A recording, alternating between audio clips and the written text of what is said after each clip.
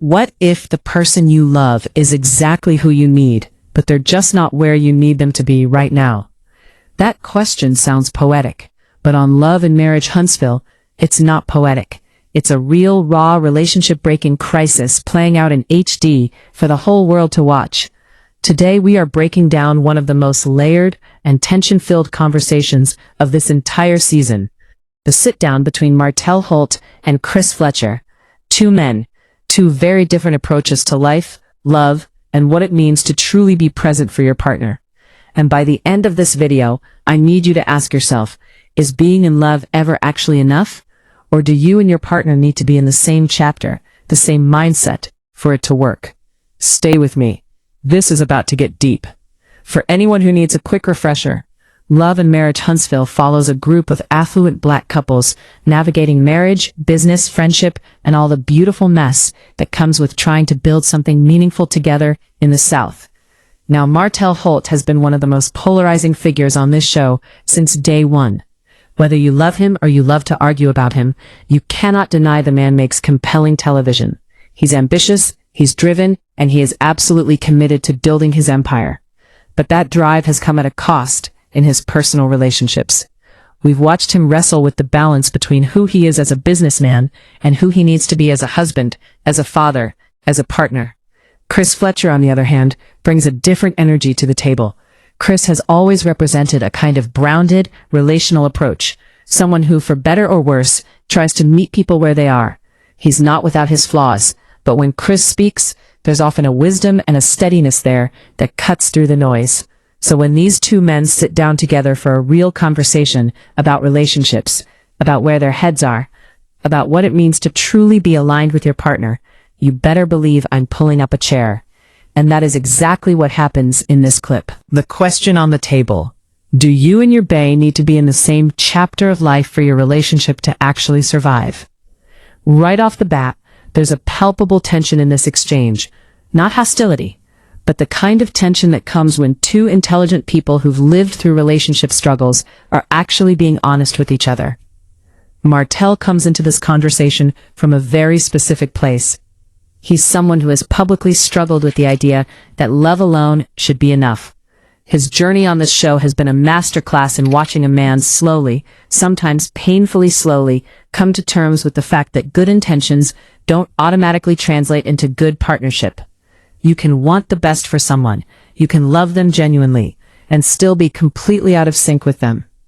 The phrase "same chapter of life" is doing a lot of heavy lifting here. And it should. Because what does that even mean in practice? Does it mean you need to be at the same financial level, the same emotional maturity level, the same stage of personal growth? Martel's perspective seems to lean toward this. Alignment is not just about love, it's about trajectory. Where are you going? What are you building toward? And if your partner isn't moving in the same direction or at the same pace, that gap can become a chasm. There's a vulnerability in the way Martel discusses this that doesn't always get acknowledged in the fan commentary. He's not being cold when he talks about needing alignment. He's being honest about the ways that misalignment almost cost him everything, or maybe already did, depending on where you land on the Martel situation. Now, Chris brings something essential into the conversation. The idea that expecting perfect chapter alignment might actually be a trap. Think about it. Two people rarely arrive at the same place at the same time. Life is not that synchronized. Growth is messy. Seasons shift at different rates for different people. If you're waiting for you and your partner to be in the exact same chapter before you commit, before you show up fully, before you invest everything, you might be waiting forever. Chris seems to argue that the question isn't whether you're in the same chapter. The real question is whether you're in the same book. Do you share the same core values? The same ultimate destination? The same fundamental vision for what your life together is supposed to look like? Because if you've got that, if you've got the same book, then being on different chapters just means one of you needs to catch up, or slow down, or extend a hand and say, "Come on, we're going to get through this part together." Here's the thing that I find most compelling about this exchange. Underneath the surface-level differences, these two men are actually arriving at the same place from different directions. Both Martel and Chris acknowledge that relationships require intentionality. They don't just happen. They don't sustain themselves on vibes and chemistry. Real lasting partnership requires two people who are willing to do the work. even when the work is uncomfortable, even when one person is further along than the other, even when the temptation is to just let things drift.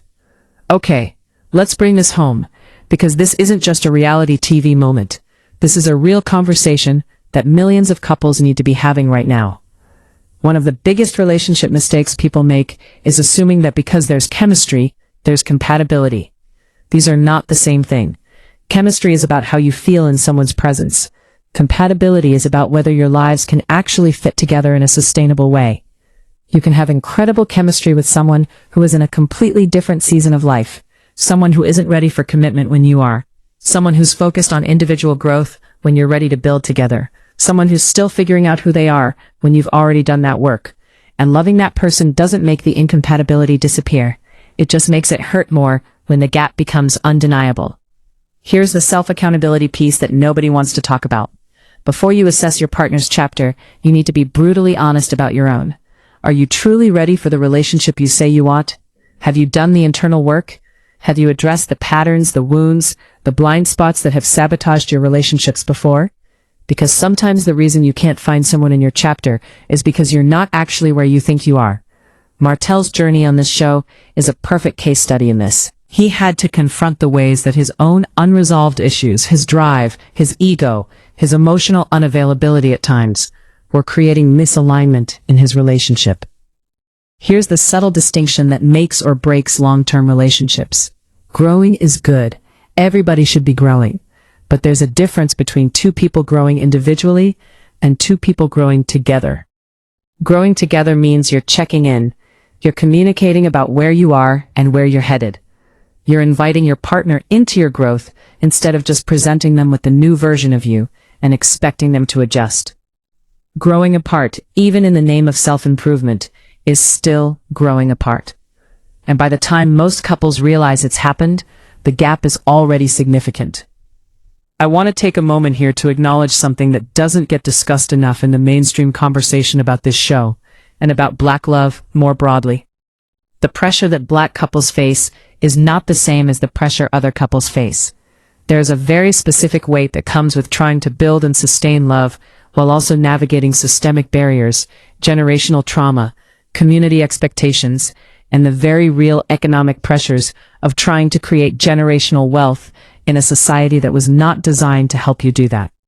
When Martel talks about ambition, about drive, about needing a partner who's aligned with the vision, that's not just ego. That is a man who understands what it takes to build something real, and who has seen what happens when your foundation, your partnership, isn't solid. And when Chris talks about meeting people where they are, about extending grace, about understanding that growth isn't always linear, that is a man who understands that perfection is the enemy of progress, and that sometimes the most powerful thing you can do is stay in the room. Both of these perspectives are part of the larger conversation about what Black love looks like in practice, not in theory, not in the fantasy, but in the real, daily, unglamorous, beautiful work of choosing each other over and over again. Love and Marriage Huntsville at its best is a window into that conversation. And this Martell and Chris Fletcher exchange is one of those moments where the show transcends reality TV and becomes something genuinely important. So let me bring this back to the original question. Do you and your bae need to be in the same chapter of life? Here's my take, and I want you to push back on this in the comments, because I genuinely want to hear what you think. You don't need to be on the same exact page. Life doesn't work like that. But you do need to be reading from the same book. You need to share the same core values, the same ultimate vision, the same fundamental commitment to the relationship, even when you're in different places personally or professionally. What you cannot do is let the gap go unaddressed. You cannot assume that love will automatically bridge a divide that communication and intentionality need to bridge. You cannot keep showing up for a relationship where one person is sprinting toward the future and the other one hasn't decided if they're coming yet. So here's your homework. Have the chapter conversation with your partner this week. Not an argument, not an ultimatum, just an honest, open conversation about where you each are, where you're trying to go, and whether your paths are still running parallel, or whether there's a gap that needs addressing before it becomes a gulf. Because the couples who last aren't the ones who never had misalignment. They're the ones who caught it early, talked about it honestly, and chose to adjust together. If this video hit different for you, if it made you think, made you feel something, made you want to have a real conversation with your person, drop a comment below. I read every single one, and let me know, do you think you and your partner need to be in the same chapter, or is the same book enough? Don't forget to like, subscribe, and hit that notification bell. New content drops every week. Until next time, take care of yourselves, take care of each other, and keep building something worth holding on to.